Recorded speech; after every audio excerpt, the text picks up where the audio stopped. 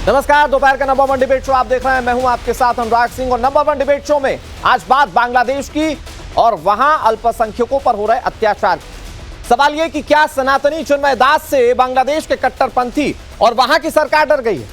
क्या बांग्लादेश में कट्टरपंथियों के दबाव में हिंदुओं पर अत्याचार किया जा रहा है? सवाल इस बात को लेकर कि आखिर बार बार हिंदू ही निशाने पर क्यों है? बांग्लादेश में सनातनी चिन्मय दास की गिरफ्तारी का विरोध किया जा रहा है और विरोध कर रहे हिंदुओं पर बर्बरता की जा रही है। चिन्मय दास की गिरफ्तारी का शांतिपूर्ण तरीके से विरोध कर रहे हिंदुओं पर लाठीचार्ज किया गया। कट्टरपंथियों ने कई मंदिरों को आग के हवाले कर दिया, हिंदुओं के घरों को निशाना बनाया गया। कट्टरपंथी हिंदुओं को मार देने के नारे सरेआम लगा रहे हैं। सवाल यह है कि क्या हिंदुओं से हो रहे अत्याचार का बदला हिंदुस्तान लेगा? आज इसी मुद्दे पर बहस करेंगे, लेकिन सबसे पहले यह रिपोर्ट आप देखिए। ये तस्वीरें बांग्लादेश की हैं। एक तरफ हिंदू समाज सड़कों पर है, दूसरी तरफ प्रदर्शन कर रहे हिंदुओं पर कट्टरपंथी गुंडे हमले कर रहे हैं। हिंदुओं पर लाठियों से हमले कर रहे हैं। कट्टरपंथियों ने हिंदुओं के घरों को निशाना बनाया। चिटगांव में मंदिर में तोड़फोड़ की। कई हिंदुओं के घर को आग के हवाले कर दिया गया। बांग्लादेश में बवाल तब शुरू हुआ जब इस्कॉन से जुड़े चिन्मय दास को वहाँ की पुलिस ने गिरफ्तार कर लिया। वहाँ की सरकार का आरोप है कि चिन्मय दास ने शुक्रवार को रंगपुर में रैली की और हिंदुओं को हिंसा के लिए भड़काया। चरमपंथियों का आरोप है कि चिन्मय दास ने राष्ट्रीय ध्वज का अपमान किया। इसी आरोप में इस्लामिक चरमपंथियों के दबाव के बाद ढाका पुलिस ने उन्हें गिरफ्तार कर लिया। इस गिरफ्तारी के बाद हिंदू समाज सड़कों पर उतर आया। बाजार में जय श्री राम, हर हर महादेव के नारे गूंजने लगे।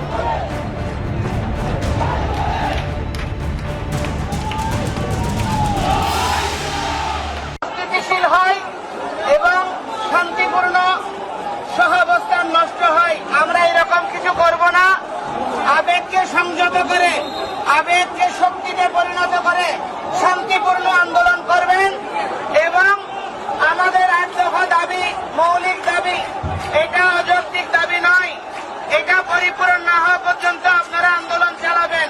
কিন্তু দয়া করে রাষ্ট্রের স্থিতিশীলতা এবং পরস্পরের সৌহার্দ্যপূর্ণ অবস্থান এটাকে গুরুত্ব প্রদান করবেন, এটা আমি আপনাদের সবার কাছে আশা করছি। हिंदुओं के प्रदर्शन के बाद कट्टरपंथी आग बबूला हो गए। सरेआम हिंदुओं के खिलाफ बयानबाजी हो रही है। इस्कॉन के भक्तों को मार दो, जला दो के नारे लगाए जा रहे हैं। इतना ही नहीं, कट्टरपंथियों ने एक वकील को हिंदू समझकर मौत के घाट उतार दिया। हालांकि बाद में वकील की पहचान मुस्लिम के तौर पर हुई। इस बीच विदेश मंत्रालय ने चिंता जाहिर करते हुए कहा है कि बांग्लादेश में अल्पसंख्यकों के घरों, व्यावसायिक प्रतिष्ठानों में आगजनी और लूटपाट के साथ साथ चोरी और तोड़फोड़ और मंदिरों को अपवित्र करने के कई मामले दर्ज हैं। ये दुर्भाग्यपूर्ण है कि इन घटनाओं के अपराधी अभी भी छुपे हुए हैं, लेकिन शांतिपूर्ण सभाओं के जरिए जायज मांगे पेश करने वाले धार्मिक नेता के खिलाफ आरोप लगाए जा रहे हैं। हम कृष्णदास की गिरफ्तारी के खिलाफ शांतिपूर्ण तरीके से विरोध कर रहे अल्पसंख्यकों पर हमलों पर भी चिंता व्यक्त करते हैं। भारत की तमाम राजनीतिक पार्टियों और मुस्लिम धर्मगुरुओं ने भी बांग्लादेश में हिंदुओं के साथ हो रही बर्बरता और चिन्मय दास की गिरफ्तारी का विरोध किया है। अब सवाल है कि क्या भारत सरकार हिंदुओं पर हो रहे अत्याचार पर बड़ा एक्शन लेगी? सवाल ये भी है कि क्या बांग्लादेश में हिंदुओं पर अत्याचार कर रहे कट्टरपंथियों को सबक सिखाने का वक्त आ गया है? ब्यूरो रिपोर्ट, टाइम्स नाउ, नव भारत। बांग्लादेश में आज जो हिंदुओं पर हो रहा है ये कुछ नया नहीं है। जरा इतिहास के पन्नों को पलटिए तो आपको समझ में आएगा कि मुगल कालीन राज में भी हिंदुओं के साथ यही होता। उनके मंदिरों को निशाना बनाया जाता। जो हिंदू अपनी आइडियोलॉजी से, अपने धर्म से टस से मस नहीं होते थे, उन्हें मार दिया जाता। और आज बांग्लादेश में भी तो यही हो रहा है। सवाल ये है कि आखिर वहां की सरकार मौन क्यों है? क्या कट्टरपंथी वहां की सरकार चला रहे, या वहां की सरकार ने ही इन कट्टरपंथियों को मौन स्वीकृति दी है? और सवाल ये है कि आखिर ये हिंदू कब तक सॉफ्ट टारगेटेड होते रहेंगे?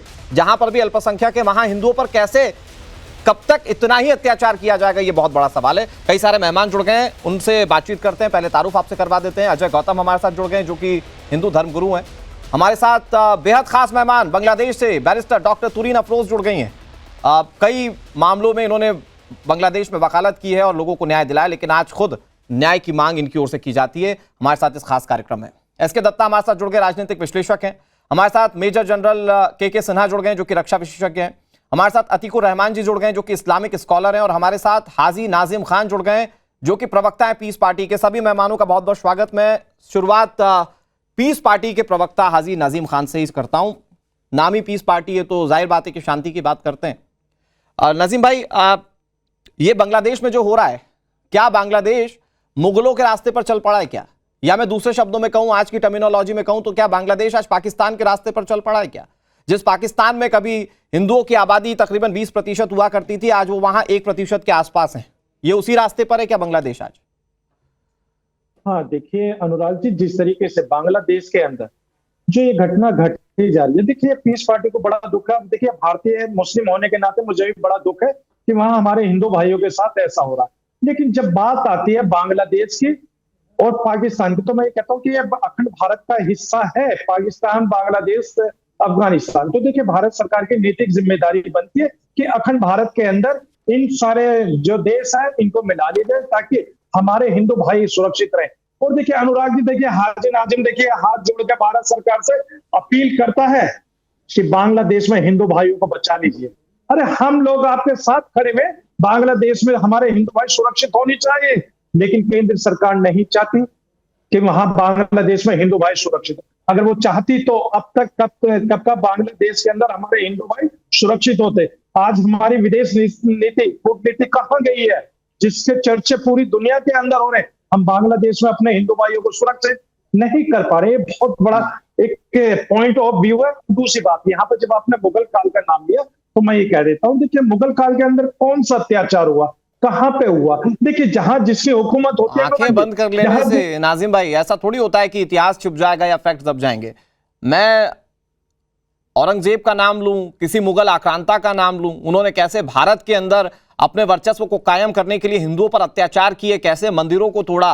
बाबरनामा पढ़ लीजिए आप, औरंगजेब पर जो किताब लिखी गई है वो पढ़ लीजिए, आप ही के मुस्लिम धर्म के ही राइटर्स ने लिखी है सर। उस पर सारी गवाही है कि कैसे अत्याचार हुए। आप मुगलों के समर्थन में झट से उतर जाते हैं सर। हाँ अनुराग जी, देखिए जिस तरीके से अभी आपने बाबरनामा का जिक्र करा, देखिए बाबरनामा में यह बताया गया कि देखिए यहाँ मंदिर तोड़कर मस्जिद बनाएगी। इस तरीके से बाबरनामा के बार-बार आप वो करते हैं बात। तो मैं कहता हूँ कि जब उस वक्त के काल के अंदर गोस्वामी तुलसीदास जी भी मौजूद थे, उन्होंने कहीं जिक्र नहीं करा। लेकिन जिस तरीके का मामला आजकल, अरे आप गोस्वामी तुलसी जी पे चले गए। अगर आप गोस्वामी तुलसीदास जी पर चले जाते हैं तो मतलब राम के अस्तित्व को मानते हैं, और अगर ऐसा मानते हैं तो फिर अयोध्या में इतनी लंबी लड़ाई क्यों लड़ी आपने? एक पॉइंट पर रहिए ना सर, एक चेहरा रखिए। हम मान लेंगे आप विरोधी हैं, लेकिन एक चेहरा रखिए। दो चेहरे रखने वालों को क्या कहते हैं आप जानते हैं ना? अनुराग जी देखिए, अब देखिए आज अपने फेवर में गोस्वामी तुलसीदास जी की बात कह रहे हैं, फिर कहते हैं कि हम ही हैं, एकम अस्ति द्वितीय नास्ति, मतलब हम दूसरे भगवान को नहीं मानते। नजीम भाई आज आप गिर जाएंगे ऐसे तो। नहीं अनुराग जी, देखिए भारत का संविधान है, भारत के हाकिम नाजिम को अधिकार दे रखा है अपनी बात रखने का, ठीक है। और दूसरी बात, मैंने यहाँ पे गोस्वामी तुलसीदास जी की बात, प्रभु श्री राम की बात हुई तो पतली गली पकड़ के निकल लिए नाजिम भाई आप। नहीं, गोस्वामी तुलसीदास जी का मैंने जिक्र करा, मैं आज भी अपनी बात पर कायम हूं। देखिए मैंने ये कहा कि जिस तरीके का नाम यहाँ पर गोस्वामी तुलसीदास जी का बार-बार आया है, ना, एकदम गलत नाजिम भाई। मैं याद दिला देता हूं, हो सकता है कि थोड़ा सा मेमोरी का प्रॉब्लम हो, मैं याद दिलाता हूं। आप कह रहे थे कि गोस्वामी तुलसीदास जी के जो उन्होंने लिखा या जो उनके काव्य थे उसमें औरंगजेब का कहीं जिक्र नहीं है, आपने ये कहा, या बाबर का कहीं जिक्र नहीं, माफ करना, बाबर का कहीं जिक्र नहीं है। तो मैंने आपको यह बताया कि गोस्वामी तुलसीदास जी के काव्य में प्रभु श्री राम का जिक्र है। तो अगर गोस्वामी तुलसीदास जी को ही मानना है तो भगवान श्री राम की पूजा कीजिए। सुन तो लीजिए, अब देखिए हम भारतीय लोग हैं, भारतीय लोगों की अपनी नैतिक जिम्मेदारी है। तुम देखो लकुम दीनों को वली दीन, आपका दीन आपके साथ, मेरा दीन मेरे साथ। तो देखिए रही बात मैंने देखिए मैंने गोस्वामी तुलसीदास जी का जिक्र इसलिए किया क्योंकि मुगल काल की बात आ जाती है। लेकिन अहम मसला क्या है अनुराग जी, हम ये कहते हैं कि हमारे जो हिंदू भाई पीड़ित है बांग्लादेश के अंदर, उन हिंदू भाइयों की रक्षा होनी चाहिए। पीस पार्टी केंद्र सरकार से मांग करती है कि हिंदू भाइयों की रक्षा करने के लिए पीस पार्टी भारत सरकार के साथ कंधे से कंधा मिलाकर खड़ी है ताकि हमारे हिंदू भाई सुरक्षित हो। सर ठीक है, ओके, आपने जब पॉलिटिकली बातें उठाई है, मैं पॉलिटिकली इस पर रिएक्शन लूंगा। लेकिन अतीकुर रहमान जी, आज बांग्लादेश के हालात देखकर ये नहीं लग रहा कि वो पाकिस्तान के रास्ते पर चला गया? मतलब हम एक विजुअल भी चला रहे हैं, हमने अपने रिपोर्ट्स में भी दिखाया और कई अलग अलग बुलेटिन्स में उन तस्वीरों को दिखाया जिसमें कि खुलकर कट्टरपंथी कह रहे हैं कि इस्कॉन के समर्थकों को मार दीजिए। अनुराग जी, आप इस बात को रिकॉर्ड पर रखिए कि अगर 2-3 सालों में बांग्लादेश को कट्टरपंथी मुसलमानों के हाथों से नहीं बचाया गया जी, तो हमारे बॉर्डर के ऊपर एक दूसरा पाकिस्तान एक इस्लामिस्ट पाकिस्तान आपको बहुत महंगा पड़ने वाला है। और यूएन को, भारत सरकार को और तमाम हमारे आसपास के मुल्कों को इस चीज को, इसका कॉग्निजेंस लेना चाहिए। और ये जो फोर्सेस बांग्लादेश में पावर में आने की कोशिश कर रहे हैं, इनको बचाना चाहिए। 5 साल 10 साल की जो शेख हसीना की हुकूमत थी, उसमें हमने देखा कि उसकी इकोनॉमी भारत से भी अच्छी हो रही थी, वहां के लोग खुशहाल थे। ये किसकी साजिश हुई? अमेरिका के ऊपर कुछ लोग उंगली उठा रहे हैं। हम लोगों को इसको तुरंत ही इसके ऊपर कुछ ना कुछ कदम उठाना पड़ेंगे, क्योंकि हम अफोर्ड नहीं कर पाएंगे एक दूसरा पाकिस्तान हमारे बॉर्डर के ऊपर। अब आ जाइए, ये जो चिन्मय दास जी का जो गिरफ्तारी यहाँ पर हुई है, और जिस तरह से हाजी नाजिम खान ने कहा कि भाई ये भारत सरकार को पूरे अपने डिप्लोमेटिक फोर्सेस का इस्तेमाल करके किसी भी तरह से वहां की सरकार को इस चीज का एहसास कराना चाहिए कि जो कुछ भी आप कर रहे हैं वो गलत कर रहे हैं, और इसका असर भारत के जो हिंदू हैं वो बहुत ही सख्ती से आप देना चाहिए। अतीक जी, मैं कहता हूं इसको थोड़ा सा डीप डाउन जाकर समझते हैं। हम ये बार बार दिखा रहे हैं, और इससे पहले भी जब तस्वीरें सामने आई तो हमने ये भी बताया कि भारत सरकार ने इस पर अपील की। भारत सरकार डिप्लोमेटिक तरीके से वहां की सरकार से, मोहम्मद यूनुस की सरकार से जो बात करती थी, वहां पर अल्पसंख्यकों की सुरक्षा को लेकर बात की, और वहां की सरकार ने आश्वस्त भी किया कि हम लोग इसके लिए काम कर रहे हैं। तो सरकार जो डिप्लोमेसी के स्तर पर कर सकती है अभी तक की लेवल पे, वो तो सरकार ने किया है। लेकिन सवाल इस बात को लेकर है कि वहां पर जो रहने वाले अल्पसंख्यक हैं, क्या वो धार्मिक आधार पर ही मारे जा रहे हैं? सवाल इस बात को लेकर 100% धार्मिक आधार पर मारे जा रहे हैं। और आप कैसे उम्मीद कर सकते हैं कि एक कट्टरपंथी सोच के इस्लामिस्ट क्या उनको कुछ और समझ के मार रहे हैं? ये बिल्कुल ये गलत। इसीलिए देखिए, इसको सीरियसली लेना पड़ेगा हम लोग को।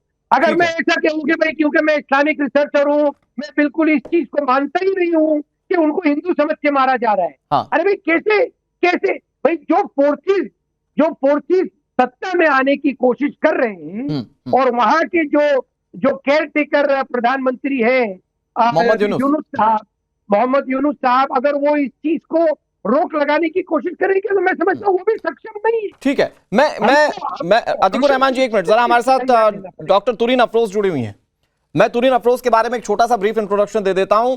इन्होंने बांग्लादेश में जो लोगों पर जुल्म होते थे उसमें उन्होंने कास्ट नहीं देखा, उसमें उन्होंने धर्म नहीं देखा। उनके खिलाफ कोर्ट में कई लड़ाइयां लड़ी हैं, जानी मानी बैरिस्टर है वहां पर। लेकिन जब सत्ता पलटी थी, जब वहां पर सत्ता हस्तांतरित हुई, तो वहां पर तुरीन अफरोज को बहुत ज्यादा टारगेट किया गया। उन्हें ढूंढ रहे थे कट्टरपंथी मारने के लिए। डॉक्टर तुरीन अफरोज कैसी हैं आप, पहले तो ये बताइए। और मैम दूसरा ये बताइए, जो सवाल इस चर्चा में है कि कट्टरपंथी सरकार चला रहे हैं या मोहम्मद यूनुस चला रहे हैं सरकार? क्योंकि अगर कट्टरपंथी घरों में घुसकर हिंदुओं के घर तोड़ दें, सरकार कुछ ना करे, और हमने तो पहले वो तस्वीरें भी दिखाई कि कैसे बांग्लादेश की सेना वहां पर लोगों को बचा रही थी जो कट्टरपंथी थे या जो हमला करने वाले लोग थे, तो क्या ये मान ले कि कट्टरपंथी ही सरकार चला रहे हैं या मौन स्वीकृति है मोहम्मद यूनुस की इन कट्टरपंथियों को? धन्यवाद। पहले तो अभी मैं ठीक हूँ, अल्हम्दुलिल्लाह जिंदा हूँ। हमारे लिए ये बहुत बहुत बड़ी चीज है कि सांस ले रही हूँ, तो मतलब बहुत खुश हूँ। ये एक बात है। दूसरी बात जो अभी हो रहे चिन्मय कृष्णदास को लेकर, ये टोटली अ पॉलिटिकल इशू। जो लीगल इशू पे उनको अरेस्ट किया गया है वो है कि उन्होंने बांग्लादेश की जो नेशनल फ्लैग लॉ है उसको वायलेट करके इस्कॉन की फ्लैग को ऊपर चढ़ाया। Now it was almost 2 kilometers away from where he was having the session.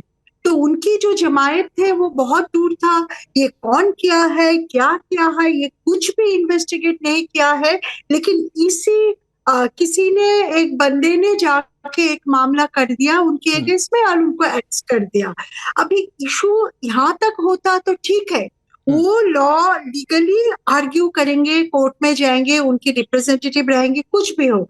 लेकिन इसको लेकर जो हो रहे, सारे हिंदुओं को टारगेट कर रहे, सबको इस्कॉन बना दिया।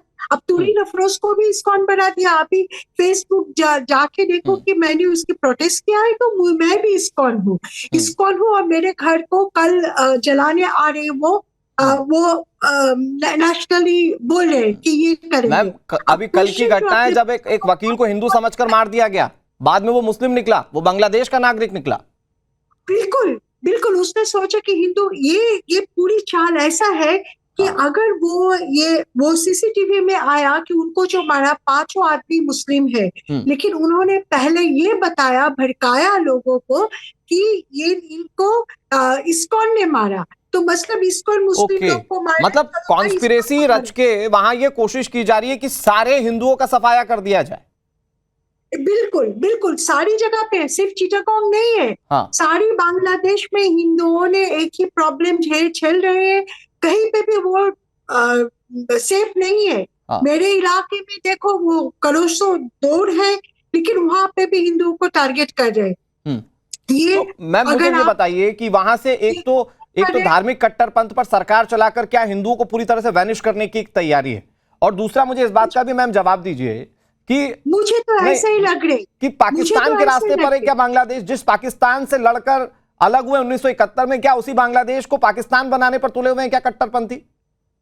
बनाने पर अनुराग जी, आप अभी भी सोच रहे हो कि बनाने पर उतर आए हैं? हम बन चुके हैं। ये पाकिस्तानी है जहाँ पे हम रह रहे हैं। हम कुछ बात नहीं कर सकते, हम कुछ प्रोटेस्ट नहीं कर सकते, हम ह्यूमैनिटेरियन ग्राउंड पे किसी के पास नहीं कर सकते। यहाँ पे आके वो जाके आप बिल्कुल आके नारायण तकबीर बोल के उसको मार डालेंगे। तो यही है हालत बांग्लादेश की। ठीक है मैम, मैं एक बार फिर से आ रहा हूं मैम आपके पास, और इस पूरी चर्चा में आपसे जुड़ते रहेंगे, लेकिन मैं बहुत जल्दी से आप अजय गौतम जी थोड़ा सा वेट कर लीजिए। एक पहलू इस बात पर भी आया के सिन्हा सर कि सरकार को इस पर काम करना चाहिए और डिप्लोमेटिक तरीके से बांग्लादेश की सरकार को घेरना चाहिए। सर मुझे अगर आप संभावित उसके विकल्प बताएं कि भारत सरकार इस पर क्या कर सकती है हिंदुओं को बचाने के लिए। देखिए अनुराग, पहले हमें उसकी प्रॉब्लम को समझना पड़ेगा, और दूसरा है कि हम क्या कर सकते हैं और क्या करना चाहिए। क्या कर सकते हैं और क्या करना चाहिए, फिर से मैं जोर देता हूं। पहला तो ये समझिए आप कि बांग्लादेश 71 में जब बना था तो इस तरह से उनके ऊपर ही अत्याचार हुआ था, भारत मिलिटरीली इंटरवीन किया था और वो वहां के लोगों को बचाने के लिए गए थे। जब 71 में 20% हिंदू होते थे जी, 20% वहां के पूरे बांग्लादेश की आजादी, 18 करोड़ की आज की आजादी है, 7.9% बच गए हैं, जो कि तकरीबन 1 करोड़ ध्यान से सुनिए, 1 करोड़ 30 लाख के बराबर हैं, और बहुत बड़ी संख्या है। जो आप देख रहे हैं आज के दिन में, खास करके सेडिशन का चार्ज बाय प्रॉक्सी लगा करके वहां पर, जिसमें चिन्मय साहब आए और वो एक आइकॉन फिगर की तरह निकले, और ये घटना किस तारीख की है? 30 अक्टूबर की है, जहां पर सेडिशन चार्ज लगाया गया है, जिसमें एस्कॉन टेम्पल का फ्लैग को बताते हैं भगवा फ्लैग है, वो कहीं बांग्लादेश। तो ये एक प्रॉक्सी है, और उस तरह से उसके ऊपर 2000 घटनाएं हुई हैं हिंदुओं पे, जब से मई से लीजिए आज का समय तकरीबन 7 महीने का होने वाला है। 2000 घटनाएं हैं केवल हिंदुओं पर, ये कोई छोटी मोटी नहीं। और बांग्लादेश के अंदर में ये समझने की चर्चा कीजिए अनुराग जी, वहां इस्लामिक कैलिफेट ऑफ बांग्लादेश, इसकी बनाने की तैयारी हो चुकी है, और बहुत हद तक बना लिया।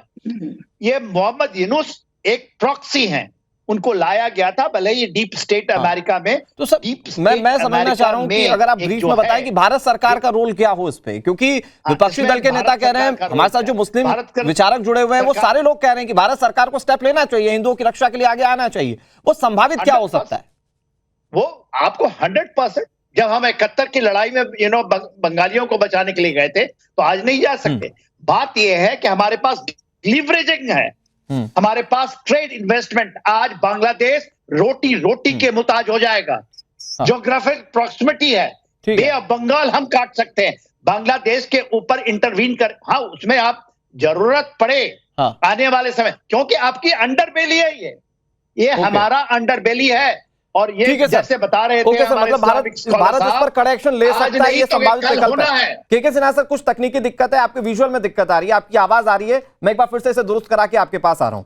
लेकिन अजय गौतम जी, एक बात जिस पर और गौर करने की जरूरत है, वैसे भी ये बात तो सर्वविदित है कि अगर पूरी दुनिया में हिंदुओं के लिए देखें तो चुनिंदा देश है, उन चुनिंदा देशों में भी कुछ देश ऐसे हैं जहां पर हिंदुओं की आबादी बेतरतीब तरीके से कम हुई है। पाकिस्तान की बात कर रहा हूं, बांग्लादेश में अच्छी खासी संख्या थी पिछले काफी समय से। अगर 2024 की बात करें तो 7% हिंदू रह गए, लेकिन वो कैसे जुल्मों की मार झेल रहे हैं ये तस्वीरें दिखा रही हैं। और अजय गौतम जी, जो तुरीन अफरोज कह रही हैं वो तो बहुत ज्यादा डरावना है कि वहां पर कट्टरपंथी चाहते हैं कि एक भी हिंदू बांग्लादेश में ना बचे। कैसे देख रहे हैं सर आप? देखिए, पाकिस्तान के वो बांग्लादेश में आज जो हो रहा है वो पाकिस्तान की रेप्लिका है। और इस्लाम के नाम पर, जिहाद के नाम पे जो नंगा नाच इंसानियत के खिलाफ वहां हो रहा है, मैं उसकी कठोरतम शब्दों में निंदा करता हूँ। मैं इस ग्रुप पे पैनल में औरंगजेब के भी पैरोकार बैठे हुए हैं जिन्होंने कहा कि औरंगजेब और बाबर ने ये किया, तो मैं उनको शीशगंज का वो गुरुद्वारा याद दिलाना चाहता हूँ जहाँ गुरु तेग बहादुर का सिर इसलिए उतार दिया गया क्योंकि उन्होंने इस्लाम को कबूल नहीं किया। सरिंद के अंदर गुरु गोविंद साहब के बच्चों को दीवार में इसलिए जिंदा चिनवा दिया गया क्योंकि उन्होंने इस्लाम कबूल नहीं किया। वही सब आज बांग्लादेश में हिंदुओं के साथ हो रहा है कि या तो हम तुम्हें मार देंगे इस्लाम के नाम पर, या तुम्हें ये धर्म को अपनाना पड़ेगा। टेलीविजन पर इस तरीके की अरे भाई साहब चुप रहिए, आपकी बारी में मैंने चुप करके सुना था ना। चुप करिए नाजिम खान, आपको सुना था ना आराम से, आपको आराम से सुना था ना, आपको आराम से सुना था ना, दूसरे को भी सुनिए। ये इस्लाम की लिंचिंग हर जगह मत करिए। नाजिम भाई वो अपने फैक्ट्स पर बात कर रहे हैं, इस्लाम की उनको सुन तो लिंचिंग हर लीजिए। जगह मत करिए। आपको ठीक पूरी है, अजय शांति गौतम से जी, प्लीज सुना कंटिन्यू। था, आपको दूसरे को 10 सेकंड नहीं सुना जाता। और अजय गौतम ने कुछ भी गलत नहीं बोला नाजिम भाई, आप इस बात पर तिलमिलाइए मत। उन्होंने अभी तक गलत नहीं बोला कुछ भी। सभी धर्म के लोग टीवी देखते हैं और इस वक्त करोड़ों लोग देख रहे हैं। इस फैक्ट को आप नकार नहीं पाएंगे। Ajay Gautam ji continue please. देखिए, दूसरी बात ये है, आज भारत सरकार से सभी हम लोग मांग करते हैं कि वो हर तरीके से इंटरवीन करे। जरूरत हो तो मिलिट्री ऑपरेशन करे, जरूरत हो तो एक चीज अजय गौतम जी जिस पर बात करना चाहता हूं, एक आंकड़ा है, मैं बहुत छोटा सा समय ले रहा हूं अजय गौतम जी, फिर आप इसको आगे बढ़ाइएगा। बांग्लादेश में 1974 में 20% हिंदू आबादी, वो 2024 में 7% रह गए। पाकिस्तान में 1947 जब अलग हुआ था 20% हिंदू आबादी, आज 1% से भी कम है। नोटिस कीजिएगा इस आंकड़े को। लेकिन भारत में 1947 में जो मुस्लिम आबादी 3 करोड़ 50 लाख की थी, वो आज तकरीबन 20 करोड़ है या उससे ज्यादा है। तो ये ऐसा क्यों है कि ये जहां पर हिंदू अल्पसंख्यक हुए वहां तो बेचारा बनकर एकदम कमतर हो गए, लेकिन जहां पर मुस्लिम थे हमने तो सब खुले बाहें करके सबको स्वीकार किया। और उसका नतीजा ये कि आज मुस्लिम हमारे देश में कितने आगे हैं और कितना बढ़ रहे हैं या कितना आगे जाकर अपना नाम रोशन कर रहे हैं। आप ये देखिए कि हिंदुस्तान में मुसलमानों की आबादी इस कदर बढ़ी, जितनी तेजी से भूख नहीं बढ़ी, गरीबी नहीं बढ़ी, अराजकता नहीं बढ़ी, उससे तेजी से इस देश में मुसलमानों की आबादी बढ़ी, हमने फिर भी स्वीकार किया।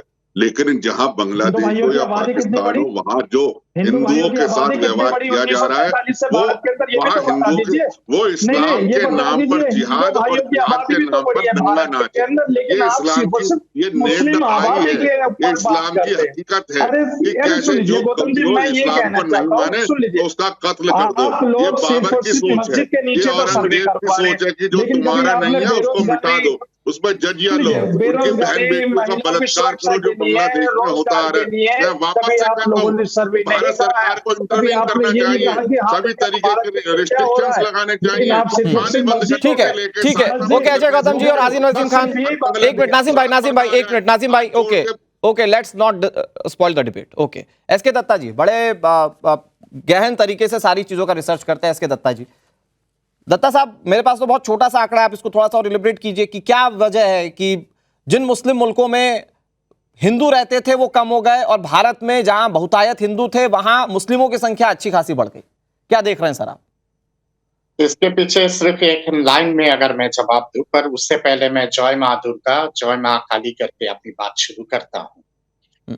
भारत एक प्रजातांत्रिक मल्टी पार्टी सेकुलर देश है, धर्मनिरपेक्ष देश है और सनातन धर्म अपने आप में धर्मनिरपेक्षता को बहुत ज्यादा मानता है। यही कारण है जिसके चलते माइनॉरिटी कम्युनिटीज के केवल वो मुसलमानों की बात नहीं है, सिख से लेके ईसाई से लेके बौद्ध से लेके सारे लोगों की आबादी बढ़ी है इस देश में। ये तो एक बात हुआ। अब मैं आ जाता हूँ बांग्लादेश के विषय पे ही। बांग्लादेश में जिस तरह की चीजें हो रहा है, ये कहीं ना कहीं पे जघन्य अपराध हो रहा है और मैं समझता हूँ कि मोहम्मद यूनुस एक ह्यूमैनिटी के विरोध में क्राइम कर रहा है। वो कहीं ना कहीं पे एक मास क्रिमिनल हो गया है मोहम्मद यूनुस आज के डेट में। मैं मानता हूं कि भारत सरकार को तत्काल इंटरनेशनल कोर्ट ऑफ जस्टिस में घसीटना चाहिए मोहम्मद यूनुस को, और वहां पे कटघरे में खड़ा करना चाहिए। संयुक्त राष्ट्र में मुद्दा उठाने की आवश्यकता है। कंप्लीट आर्थिक और बिजनेस प्रतिबंध लगाने की जरूरत है, जिसको हम लोग ट्रेड और इकोनॉमिक एम्बार्गो कहते हैं, बांग्लादेश के ऊपर लगाने की बहुत आवश्यकता है। क्योंकि ये जिस तरह की चीजें हो रहा है, कत्लेआम मच रहा है बांग्लादेश में। मैं तो चिंतित हूँ चिन्मय दास की स्वास्थ्य को लेके। ऐसा ना हो कि आपके जेल के अंदर ही उनको पॉइजन देके मार दिया जाए, ये भी अगर ऐसा कर रहे हैं तो क्या कट्टरपंथी डरे हुए हैं क्या? एक चिन्मयानंद, एक सनातनी से डर गए बांग्लादेशी कट्टरपंथी? सारा बांग्लादेश का प्रशासन डर गया है। मैं तो एक तरह से ये समझ नहीं पा रहा हूं कि कट्टरपंथी है कौन वहां पे। क्या वो जमात है, या फिर बांग्लादेश का आर्मी है, या फिर बांग्लादेश का पुलिस है? मुझे हर कोई वहां पे कट्टरपंथी ही लगता है। जिस तरह का बर्बरतापूर्ण बांग्लादेश के पुलिस, बांग्लादेश के आर्मी और जमात मिलके हिंदुओं के ऊपर कत्लेआम मचा रहा है, ये कहीं ना कहीं पे मानवता के विरोध में है ये सारी चीजें। और मत भूले बांग्लादेश, चेतावनी देता हूं मैं बांग्लादेश के मोहम्मद यूनुस को कि अगर 71 एक बार हुआ था ना 1971, दोबारा 71 हो सकता है।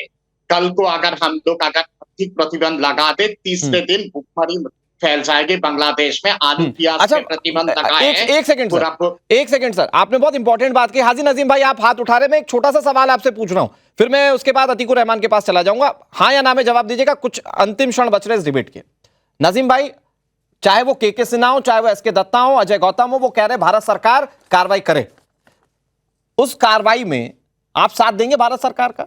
ऐसा तो नहीं होगा कि फिलिस्तीन वाला नारा पकड़ लेंगे कि नहीं साहब, देखिए साहब कितनी ऑल आइज ओवर द फिलिस्तीन, ये तो नहीं करने लग जाएंगे? उस वक्त खड़े रहेंगे ना खुल के कि नहीं साहब, अत्याचार करने वाले अत्याचारियों पर कार्रवाई होनी चाहिए। अनुराग जी सुन लीजिए, हाजी नाजिम के लिए भारत सर्वोपरि है। देखिए मेरे लिए भारत सर्वोपरि है। ऑल आइज ऑन फिलिस्तीन क्यों कर रहे थे फिर? हाँ सुन लीजिए, देखिए आपने फिलिस्तीन का जब जिक्र करा तो मुझे स्वर्गीय अटल बिहारी वाजपेयी जी याद आ गए। देखिए उन्होंने फिलिस्तीन का हमेशा समर्थन किया। अब देखिए हमने जिस तरीके से आप एक ही बात, आप सब डिबेट में एक ही बात कहते हैं, आपको पता नहीं जवाब दिया नहीं दिया। मैं जवाब देता हूं सर, उस वक्त भारत के हालात दूसरे थे, आज भारत के हालात दूसरे हैं। तो हर वक्त 1999 में समर्थन कर दिया तो आज भी समर्थन करे किसी देश को, ये जरूरी नहीं।